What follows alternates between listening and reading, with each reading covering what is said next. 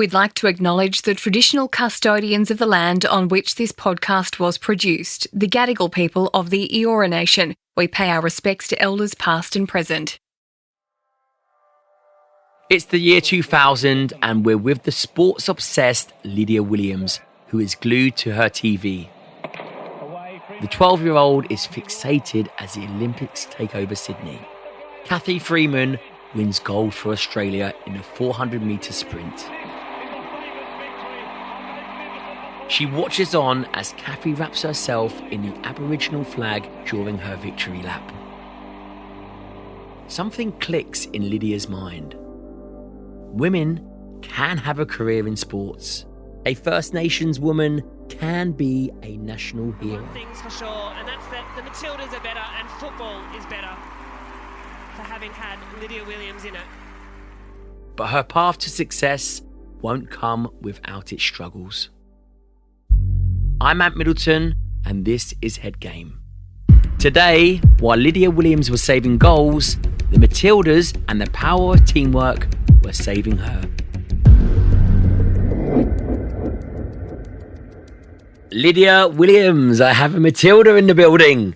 Long time no see, Lydia. I bumped into you yesterday at the Logies and at the Logies after party. And here we are today. How we've made it, I don't know, but it's great to see you. How are you? Oh, man, it's because we're both rock stars. That's how we made it. Do you know what we are? And we lived like rock stars yesterday. But it's great to have you on. I remember seeing you last night. And yes, we're on the podcast tomorrow, and I was super excited to not only see you, but to have you on because, God, talk about a phenomenal career and talk about head game, you know, having the mindset of an elite athlete. It's something that takes discipline, it takes structure, it takes years of experience to get to where you've been, and your career has been phenomenal. But take me back to the very beginning when you were a little child and you were running around the field or whatever you're doing. Where were you born and where did you just what was your family life like growing up? Yeah, well, I was born in Katanning, which is a really small town in WA, and then we moved to Kalgoorlie when I was 18 months. And that's basically straight after, basically. Yeah, so that's where I actually grew up. And Kalgoorlie is the biggest gold mining town in Australia of a big population of 30,000 people. And, you know, there's a town, but then surrounding it, it's red dirt, desert, just barrenness. Why did you move there?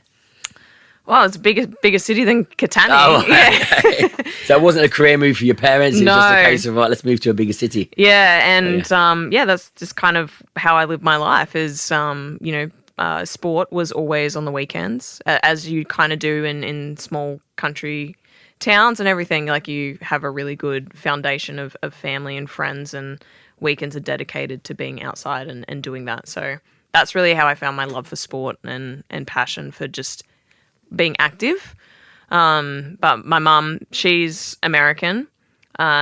She grew up in America, ended up going and working on Wall Street before coming to Australia. Really? Yeah, to work as a missionary in the middle of the desert to help Indigenous women with domestic violence, drug and alcohol abuse. Wow. So she left, the bright lights of New York City to live in a tent.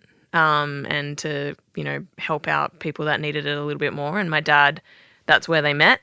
Really? They met whilst she was yeah, so she went from the bright lights to, from trading to living in a tent. Yeah. Wow. Yeah. And just helping Phenomenal. women in the night that needed help and somewhere safe to stay, and whatever they needed, be kind of that person for them.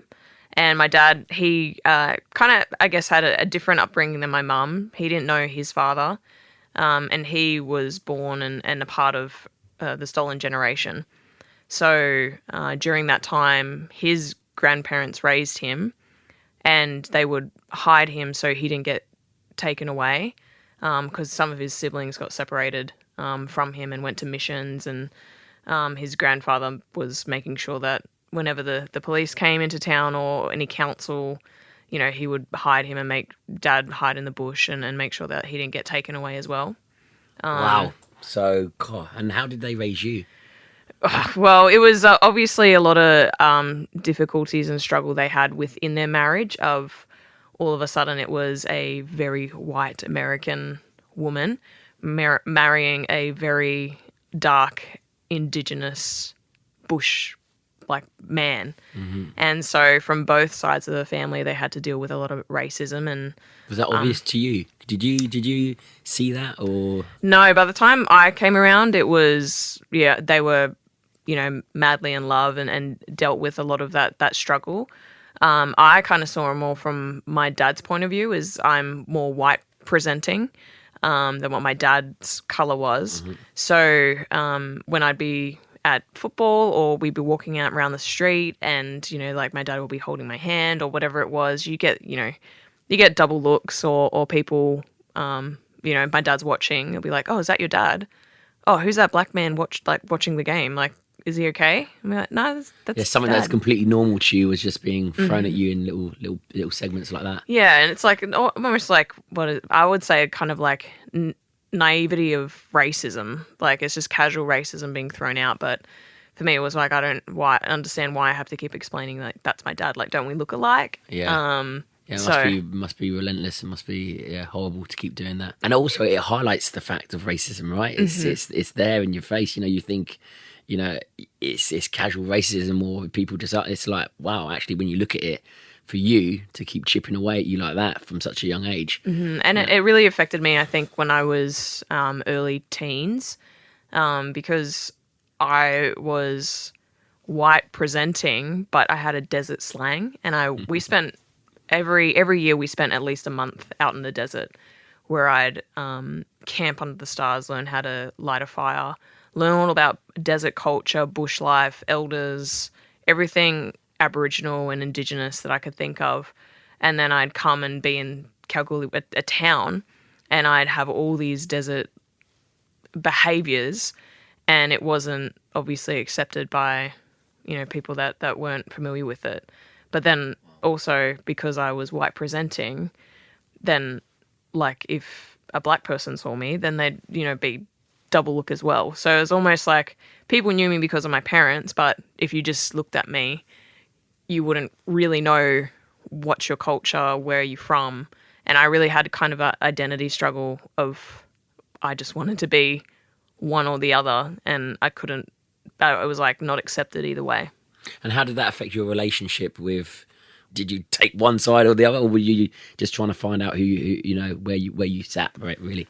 Yeah, I think it was more like trying to figure out where I sat. When I was 11, we moved to Canberra as a family, and all of a sudden my desert lingo was, I was in bush of like a lot of trees, and there was no red dirt. It was like grassland and mountains, and it was really cold. And so like that was a really big culture shock to me. But then I still had a desert like twang, so all of a sudden things I would normally say or do or how I would sound, now I've had to change how I speak to people because they wouldn't understand me. Got you. So, and then during that time as well, I'm a, young adolescent girl, and I don't want anything to do with my dad because he doesn't know anything about, female hormones or anything like that. Yeah. So then all of a sudden I've become, I guess, more white, but I'm also in a culture or an area that I don't get to, express my Indigenous heritage that much. What was that like growing up? Were you jumping between two identities? Were you sort of questioning who you were? Was it tough? Yeah, it was tough. And during that time when I was 15, my dad actually got really sick. You were 15. Yeah. So in the midst of all of this identity crisis and, going through hormonal changes and just enjoying being a teenager, my dad gets sick, and within 3 weeks of diagnosis, he's got cancer. He only has 1 day to live. Oh wow! So he got diagnosed, and within 3 weeks he was no longer here. Yeah. Wow, sorry to hear that. Yeah. No, I've processed it a lot, but then that was an extra bit of. Extra bit, a big bit on top, right? So not only are you going through this struggle with yourself, but then that lands on your lap. Wow, and you sound like you were really close with your dad. Yeah, I mean, like I kind of say like my whole childhood in Kalgoorlie and growing up was my dad was like, I just loved everything about it. He taught me all about the land. I talking to my mum now, there's so much of me that is my dad. So I think we have a really big connection even through his passing. But then moving to Canberra and being in like a more, I guess, white collar area, then I, drift to my mum's side. So then really it was kind of when Dad got really sick and passed away, it was like, oh, there's a whole part of me that felt like missing. Wow, so your dad taught you, like you said, how to live in the bush, to make a fire, etc., all that good, the heritage stuff that you loved. Who taught you to kick a football? It was my dad. Like, oh, it was your dad as well? Yeah. Wow. He loved growing up playing. He was actually AFL, loved AFL. So I remember we'd go to pubs in Kalgoorlie, and I'm like a little 6 to 8 year old, and we'd go into a pub and meet whoever West Coast Eagles person was there, and Dad would be like, hey, she's going to be playing sport one day, and blah, blah, blah. And yeah, Dad was a real big, I guess, advocate of me being outside and playing sport. Mum was very big on education, but both were really big on supporting me. And what age were you at when you started really enjoying, is it soccer or football here? No, is it football. soccer? No, football. Football, yeah. Football. We had the World Cup, so it has to be football. Yeah, it has to be, right. What age did you actually realise, I'm pretty good at this and I want to take this seriously? Or was you just a kid kicking a ball around and you just played for a team? How did it progress into obviously the phenomenal career that you've had, which we'll touch on, but how did it progress into you getting your first sort of serious contract to rolling into, representing your country? Oh, it was actually Mum. So I went... when we first came to Canberra, I came late to registration, and basically they were like, do you want to be in Division 1, but there's only a goalkeeper position left, or Division 4, and you can play wherever. And I was like, well, why would I ever go to Division 4? Yeah, so I was like, yeah, we'll rotate, and it just, we're not rotating.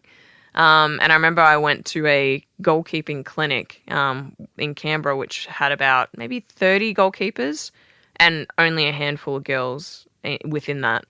And the goalkeeper instructor or coach, whatever it was, he actually was a previous Socceroos coach.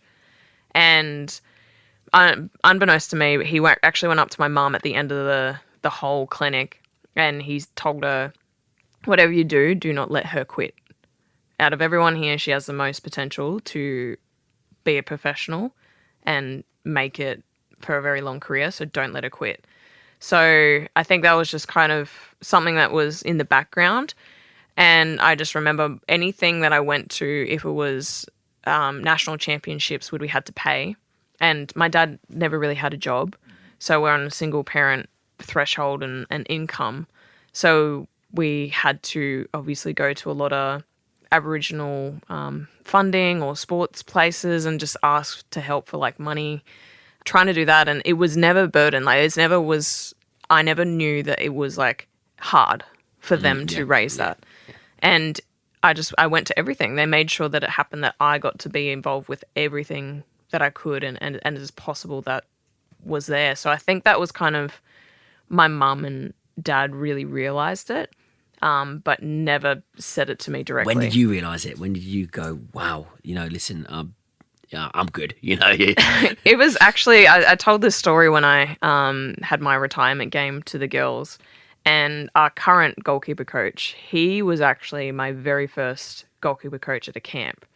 And it was in 2005, so my dad just passed away. And I went to this camp, and it was a selection camp before the team went to the under-20s World Cup in Thailand for the girls. And I was a baby, and there were 3 other goalkeepers who obviously were going to go and play, but he pulled me aside and he was like, don't quit. I'll see you in like a couple years. And I was like, yeah, whatever. Yeah. And then literally like I wasn't devastated because I was like, I've only gone to one camp. This is cool. Like I got to fly all the way to Perth. And then 3 months later, I got called into the national team at 16. for my very first 16, camp. you get called into the national team.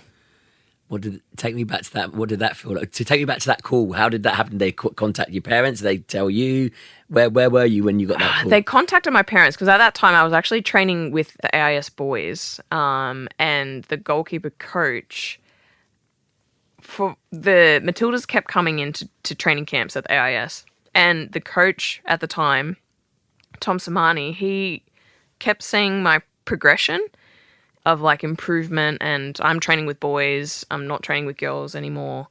And then he actually called that coach and the goalkeeper coach and myself and had a conversation with my parents. And then they're like, okay, you're going to like Matildas camp. And I'm like, who's the Matildas? Those girls, the women that walk past, like, Yeah. I'm still in school. Like, what? Like, okay. So yeah, that was my first kind of like introduction, is like I was a schoolgirl.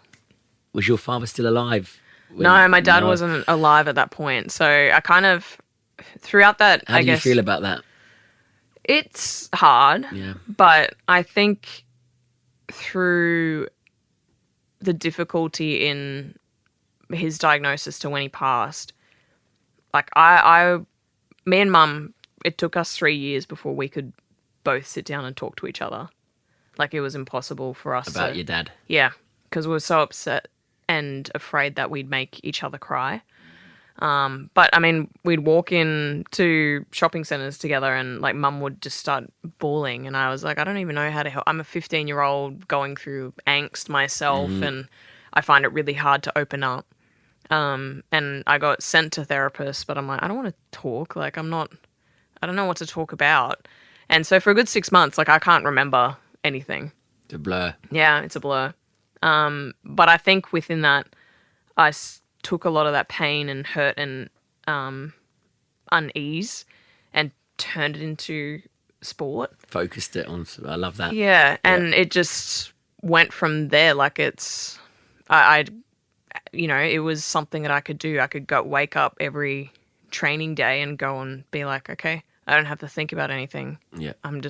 I enjoy this. It's something I really like. People are there for me, but ultimately I'm an athlete and they're athletes, and we have a job that we need to do. Yeah, redirectioning those negative emotions onto a positive sort of purpose really works, doesn't it? Yep. If you can tunnel it and focus on that. So that's phenomenal. So how do you feel when your mum tells you? I'm intimidated because I don't know what it entails. Like, I've not seen, I don't know what a camp is. I don't know where they go. I don't know. You're being thrown in the deep end. Yeah, like I know a few of them from like the academy training centres, but I don't know anything. I'm not, at that point in time, I was a goalkeeper. I didn't really understand like technique and structure, and I just loved what I was doing. And I think going into an environment that I wasn't sure of, I was like, okay, well, I think I only knew one person. And was it intimidating because you're a First Nations woman? Was there part of that, or was it just intimidating just because of the magnitude of it, or was it a bit of both? At that point in time, I think because I was still grieving about my dad and going through that process, I think I really, I guess, compartmentalized the Indigenous part and really kind of didn't really want to talk about being First Nations because that meant that I had to open up about my dad. And for me, I wasn't ready to do that. Got you. So I went in nervous as a 16-year-old, and I'm now in an environment with 25-year-olds. And I'm also someone who's quite shy at that time and quite, still trying to figure out everything that's going on. Of course. So, yeah. At that age, you're asking the most Yeah. questions, aren't you? About yourself, about the situation, about other people. It's like, yeah, you're trying to figure it all out. And you think at that age you can figure it all out, and ultimately you can't. It's it's a funny age to be at. I remember being at 16, 17 when I joined the military, and I was just like so overwhelming. Oh, that yeah. you just have to just take it, each day as it comes. But how does your life change from that moment onwards? was there an obvious change? No, because I guess my life was still the same. Like, I'd be able to leave school and go to training camps or tours that we did. But, I mean, I was still, like, at school, hanging with my friends. I'd miss, some weddings or birthdays or whatever it was, and that would suck. But I was like, no, it's, like, cool. I'll see you guys soon. And I'm traveling, and I think at that point we only flew to, like, Asia. Mm-hmm. So it wasn't any huge flights away, and it was maybe like 4 times a year. So really it was like, oh, cool. Like, I get a little holiday and a break and get a little bit of money. And whilst you're doing that, you're obviously playing for a local team. Yep. Who? I was playing, it was like a state team. So it was like, Canberra Eclipse, I think it was called back then. So Canberra Eclipse. Yeah, and it wasn't like full time. Like, it was, I train mostly, I think. Like, I play on the weekends and then just train separately and then just be able to play with, like, a club team. And back then, and I say back then, women's football, it wasn't taken that seriously as it is now. It's obviously, blown now, especially since the World Cup, right, last year. But what was it like? Did you feel like that was it taken seriously, or was it, I think it was because it was everyone that was a part of it did it because they had passion. Because there wasn't money in it. There wasn't all these extras and sponsors. Everyone that was a part of it, from coaches to medical team to gear people and to the girls, did it because it was like a passion that they had and they just loved it.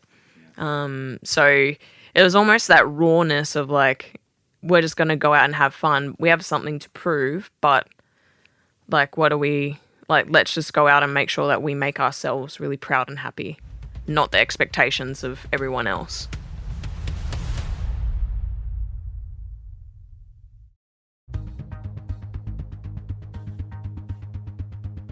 And when did it really start to ramp up for you? Because obviously the more the exposure it gets, the more you play, when did it start to really ramp up where this is full time now? This is, I'm in it. It was my first club that I went to, which was in the US. I went to Chicago, and I was a 19-year-old kid going overseas for the first time. How did that come about? One of the girls was going there, and they needed another goalkeeper. And at that point, I was playing youth and was doing really well in the, I'm going to call it Young Matildas, and I was already established in the Matildas now.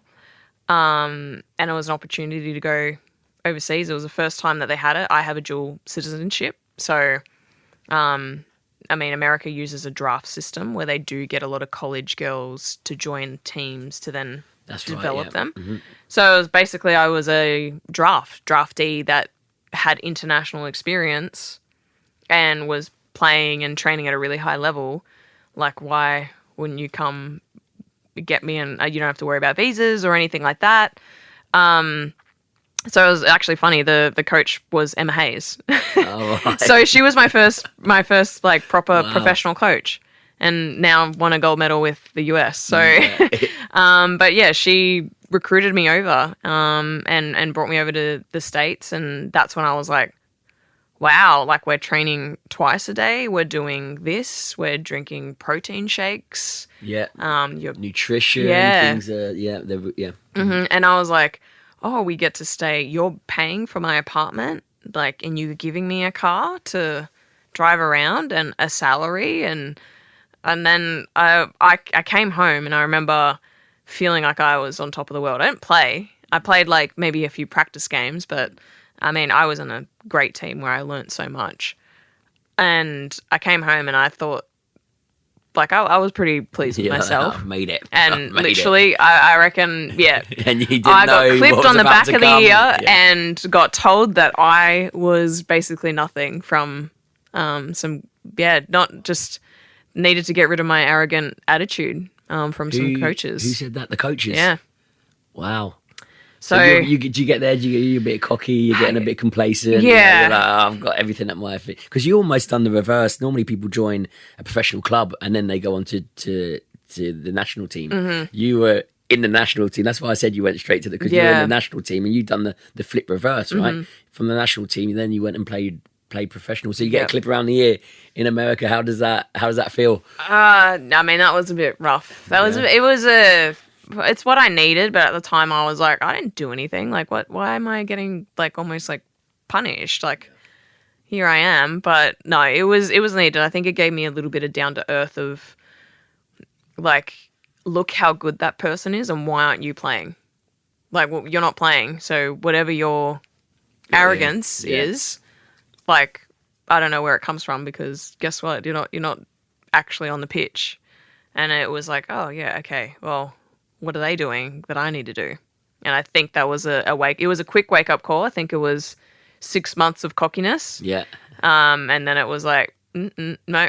Yeah, I remember when I joined the military and I passed out of training, best recruit, best PT. I remember going to my first unit, and the same with me. It's the first year, I was just like, I don't need to do anything. And then the rude awakening of like seeing people overtake you, seeing people getting promoted in front of you, seeing people. It's just like, wow, I actually need this wake up call. Yeah. Because again, like you say, I'm not on the pitch; they are. What do I need to do to get there? Yeah. And what did you do to get there? Oh, well, then I came back and didn't go back overseas. I actually was looking for another opportunity, which it came in the form. I had a year to be at home, and during that time we had, I actually broke my wrist during that time. Oh, wow. When I came back home. I was just training with the boys. It was a bit of a wet night, and I went out to save a ball, and when I saved it, it just felt something in my wrist kind of snap. So I actually then, for the next 8 months, there was qualifiers with the national team and qualifiers with the youth national team. And so I had to put a splint on, and then I was waiting until I could get surgery. So I played for 8 months with a broken wrist. Just strapped it up. Just strapped it up, sucked it up. So you didn't want to miss those opportunities, right? No, and just like... Did they know that you had a broken wrist? Yeah, they knew. It wasn't something that you hid because you wanted to do your trials. It was just... They were just like, what can we do? So I went to a wrist specialist. They gave me a little splint to wear, and I just wore it under my glove and just got on with it until I had time to actually have surgery, which was in 2010. So I think it was 4 months off doing rehab. Got back into it, and then 2011 I went over to Sweden for my next club, and that was a 2-year deal. And when I got over there, I had a great 2 months, and then the second game of the season I ran out for a ball and tore my ACL. And that's a pretty serious injury, right? Yeah. Carl, what was going through your head when you're on the ground?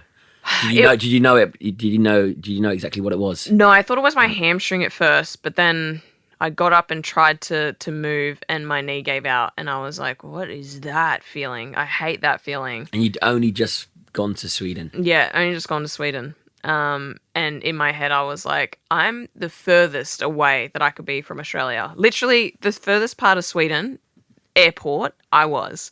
So it was... to travel there, it was at least 30 hours. And in my head, I'm like, oh my God, I need to get surgery. And I'm like, am I covered for surgery? Like, is that the club covers that? Or do I need to go home? And they weren't actually sure of the diagnosis either. So then I had to be there and wait. And it was at a time in Australia when quite a few of the team started getting ACLs. So there was maybe 3 girls on the national team had ACLs within that 6 months as well. So I kind of knew from talking to them when they had theirs done, like what it feels like, where were they, did they come home, whatever it was. And so in my head I was panicking because I was like, oh no, I'm seeing so many similarities and hearing so many things that like I need to get home. So that was a real hard time of, I didn't really want to hurt my relationship with the club because I was only there for 2 months. And then I was like, but also I need to sort this out. Yeah, I need to get it done properly. Yeah. And also being somewhere where you feel like it's home, especially with an injury, you don't want to be somewhere where you're not familiar with, especially if you're recovering. And so you fly back to... Yeah, so it ended up being I fly back to Australia to get surgery, and I was there for 3 months to make sure that kind of the hard stuff was out of the way with a physio at home and I could be home. And I remember just being so like emotional and just, I wanted to go, I was loving it. I was loving being away from home. And I remember I had to be back home with my mum whilst nursing an injury. And it was just, I think, really hard for us both. That was the first time we actually spent time together since I left. And how did that affect your relationship with the Matildas? That was fine because at that time we didn't have contracts. And also the kind of like the talent pool that was coming in, there was not much because the competition in Australia was only 3 months long. So really, where are you finding people? They need to be in academies and state institutes to kind of get that, but there was no real kind of stepping stone to keep developing that turnover and that threshold. So yeah, I was fine for the Matildas. That was all good. It was just kind of like get healthy, get fit again. And then I went back over and finished back to Sweden. Yeah, finished my rehab there. Next season was fine, and then the following season I went over to America again. And halfway through that season, I redid the same ACL. You're joking me. Yeah, and that was that was in 2014, and that was 10 and a half months out before the World Cup in 2015. And how did that affect your mindset? I remember telling the physio, I've done it, and we walked right in. He goes, I'm not going to test you here because it's going to be on TV. And we're going to walk in and I'm going to test you. So I need you to get up and let's go. So up I get, walk with him in. He tests and he's like, yeah, we can get an MRI, but like we'll get one, but we'll try and get you home. And I remember getting my phone and walking back out to the bench and calling my national team doctor and national team coach at the time and going, I've done it.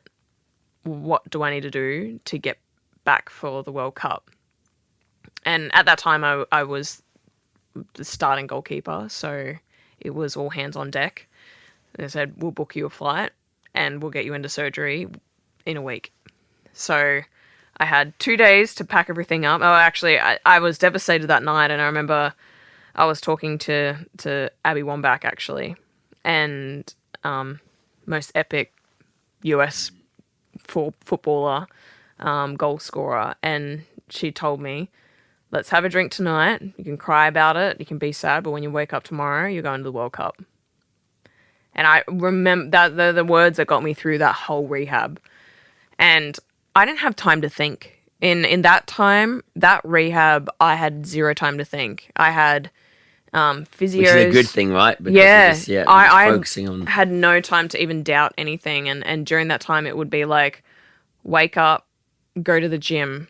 You're doing mobility circuit and a workout. And then after that, we're going to go outside and do running or whatever, or go in the recovery centre. So that takes me to lunchtime, go get lunch, drive back home, and then you're going to do a goalkeeping session where it's just just catching, just whatever it is to keep the mind ticking over. Then you're going to watch some footage of you playing. And then it's study bedtime. Yep. And then you're doing that for a whole 9 months.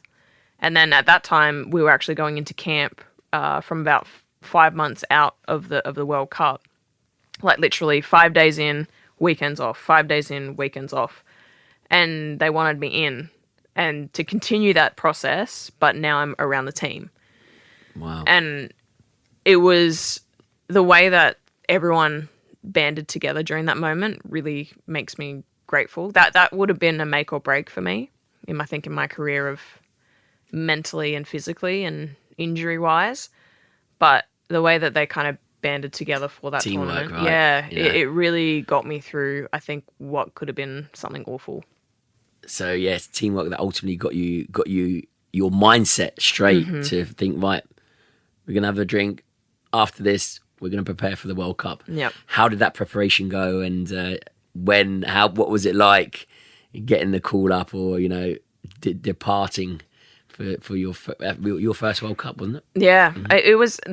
I got through the rehab fine. I got to 8.5 months, which they're 9 months earliest, very earliest. And I got to 8.5 months, and our coach said to me, in order for you to play your first game in these next 4 weeks, I need you to play 10 games. For me to feel confident that I can play you're ready. you, Yeah, that you are ready. Good to go, yeah. Yeah. And so that basically was go to camp, play midweek, go home, play on the weekend. Go to camp, play midweek, go home, play on the weekend. And I had to do that. And that was the one part that if I doubted anything, that would have been the only part. Just because I was like, it's my first game's back. I don't know what's going to happen. I'm playing at home with a boys team. I had to find a team. Yeah, of course, yeah. And so I was playing with boys teams, and then in the weekday, I'd be playing with the girls at camp. So that was hectic. And then getting that phone call, it was face to face, just saying, okay, you're going. We got you. Wow. You're going. It's fine.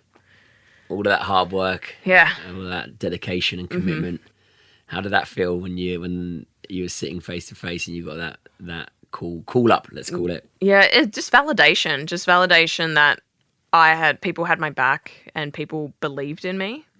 And at that tournament, different now, but that was what year was that? 2015. 15. We actually made history by becoming the first Australian nation to make it past knockout rounds. So we beat Brazil in the knockout rounds, and then we're facing Japan, who ultimately won that World Cup. But that was the first time, men or women, we made history of getting through that.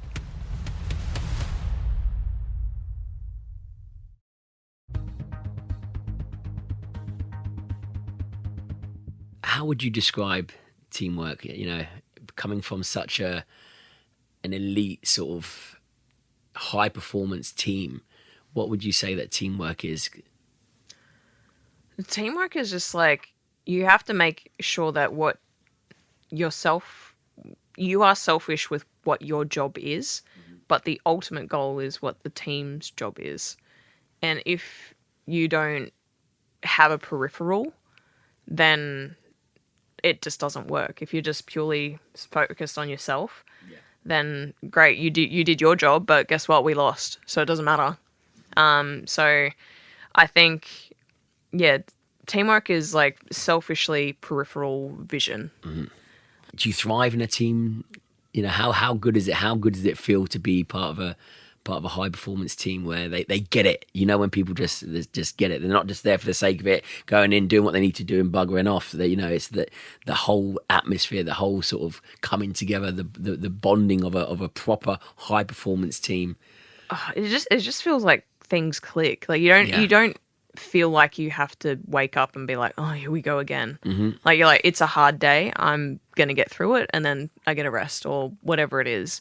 And I remember an old coach of mine, that one of the best things he's ever said, he's coached men and women, and his observation was, for men, for them to perform, they need to perform to belong. But for women, they need, for them to thrive, is they need to belong to then perform. And that was the one thing that through his you could just kind of see how it works. Yeah, you do. Yeah, girls are let's fit in, let's form this trust and whatever it is, and now we're all performing. Or I can tell you now, you need to do better, and you don't find that threatening or intimidating.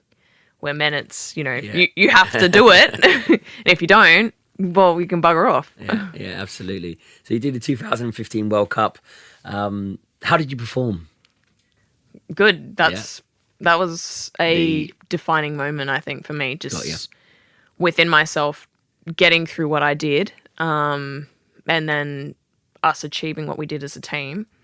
I just felt an overwhelming sense of strength, I think, both on the pitch, off the pitch. Just carried it throughout your whole demeanour. Yeah, because after that we had our CBA negotiations. And during CBA. Collective bargaining agreement. So 4 years prior was the first time that we had contracts. And now it was up. It goes for 4 year cycles. Now it was up during the World Cup and we were getting ready to renegotiate. And they halted the renegotiations, and basically we were on 20,000 for that whole work with national team for what we were putting in. We were 9 to 5 basically. We were on not a lot of money. We were below minimum wage. Wow. And we were like, and it just was stopped. Like there was no movement. You're representing your country. And we just did the most amazing thing. And there was nothing happening. And I remember out of that, we were scheduled to play the US. We were world champions. And we said no. We had a strike. It was, when do we get a change here? Like, do you want to invest in us? Because we really believe in ourselves. And that was definitely a team effort of everyone being like, no, collectively we're going to say no. And there was so many phone calls. There was so many conversations that we had just to make sure everyone was either on the same page or just understood the stance on majority. And yeah, we had a strike and, got basically what we wanted, which was improvement. And then, 4 years after that, we're equal parity with the men. Awesome. So yeah, that 2015 definitely. That stand was a pivotal turning point, right? Mm-hmm. Wow. And then, so for the next World Cup, which is obviously 4 years, there's 4 years in between World Cups, you're on the same pay as men. Yeah. That's a huge milestone. Mm-hmm. Claire, how did that feel? Oh, it just felt like we got now belief in our federation. Like before it was like we had belief in ourselves, and then now all of a sudden it's like more people come on for the ride, and you feel valued, right? Yeah. You feel like you're putting the hours in. You want to feel valued, and it's just that feel good feeling, isn't it? Yeah, and also like the hard yards that a lot of us did, it was like validation for that, but it was also a stance on like, if you want to now be in the national team, you got to understand, like, this is where we're at. If you want that money, you need to perform. Or if you want to be up here with the big dogs, like, you got to make sure that we continue performing and we continue fighting. So, yeah, I think through that, trying to see as, like, the money is the reward for you to work hard. It's not you working hard, like, you get that money to work hard. It's you will get that if you work hard. And when did the first major clubs come knocking on your door? Because you played for some serious teams. I was just looking through and I'm like, wow, PSG, Arsenal. I'm an Arsenal fan myself. Yeah. So when was your first major club? When did they come knocking? It was actually during COVID. So Joe Montemuro, it was the coach, and he went over there, and I had him at Melbourne City. And he just kind of was saying, look, we have an opening spot for a goalkeeper. Do you want to come over? And I was like, I loved working with him. And it was just at a point in my career where I knew that I probably couldn't do like full seasons, or I probably needed to be at a place where I was cared for physically, because I could kind of feel my body start shifting into a point of like, you're reaching the end of that hill. You're at the top of that hill, and let's see what's Yeah. So I was like, I know know what? it all too well, unfortunately. Yeah. So for me, I was like, yeah, you know what? That actually sounds pretty good. So flew over to London and got to be at London Colney and play with the girls and experience what life was like at Arsenal. Wow. Which. Yeah, it's just a different world. England's a different world with football. Yeah, it is. God, they live, breathe. Yeah. And how was that culture change? It was good. Like, I really enjoyed it. It was definitely different because it still was COVID. And everything that was happening in between of COVID was, crazy. But it was. Yeah, it was a great time. Like, I mean, the world stopped. Football didn't stop. Sport didn't stop. And so to be a part of making sure that, we still had income, we still were doing our job was really nice. And being at a place like Arsenal to provide that to the players, it just felt like a lifeline of, what basically stopped the world. Well, how cool is that? Arsenal football player. Yeah. Did you ever did it ever sink in to realise the magnitude of who you're playing for? And because I know you say the UK it's a different beast when it comes to football, but to say that you played, you're an Arsenal player, that's a pinch yourself moment, no? Yeah, I think when I started really watching EPL, like I've always watched it, but it was just it's on all the time, like Sky Sports, BBC, like it's just on all the time, and I'm like, I really immersed myself within that culture and went to like a few of the men's games, and I was like, heck yeah, this is cool. Like this is so interesting and so different to what I haven't been exposed to before. Wow. So you go from Arsenal, then to PSG. Yeah. Now they're the giants right now. How were you poached? How did that come across? So I was kind of in the middle of, I guess, figuring out what I wanted to do next, and then another opportunity. It kind of feels like with me, opportunities that have come around have been within like a month of needing to make an answer and a decision within that. Like everything that I planned out probably hasn't worked out, but anything that's been like, you have 2 weeks, are you going, are you not? Has been Arsenal, has been PSG, has been whatever's next. But yeah, it literally was, I was trying to figure out what to do. I was still in England, like in the middle of like contract negotiations or, talking to other clubs. And then PSG came through to my agent and was like, we have an opening. Is it yes or no? We need to figure it out. And I was like, heck yeah. I want to go. So yeah, I packed everything and off to France I went. Wow. Are you starting to now pick up sponsorships and is immersing yourself as this professional footballer? I think it was more, I knew that I didn't have that much time left. Like, how long is this fairy tale gonna end? Or when does this end? So I really kind of had to sit down, and I think around, during this time is when I started thinking about retirement, what that looks like, when does that happen, where am I going to be? And for me, it was, I had kind of a year and a bit with with PSG.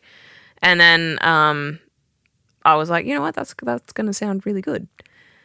And then we were leading into our World Cup preparation and everything, and I kind of had 2023. Yeah, and World I had Cup a conversation with my coaches with the national team, and they were like, you're not really playing that much at PSG, which training environment was awesome.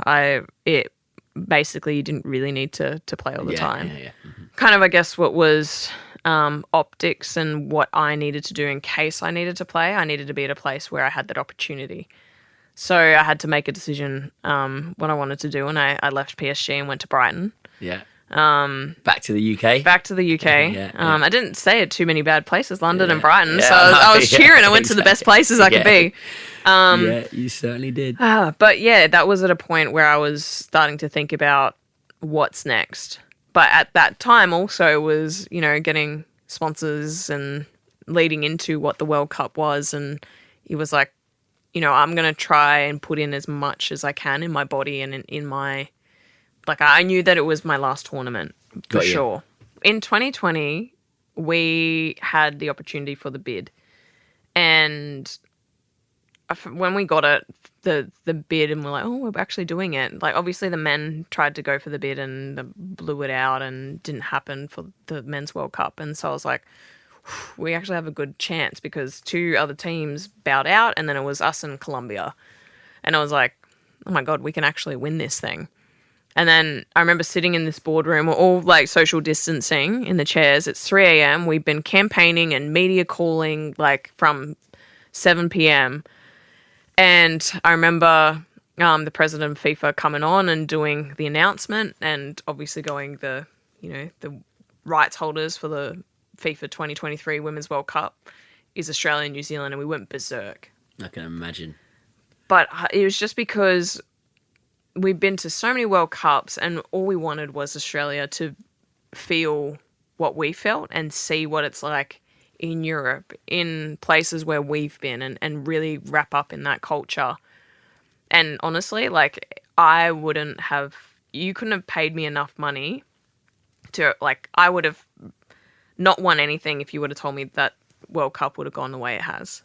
Wow. And just the vibe and support and people like falling in love with the team and enjoying football, like, it's just everything we dreamed of.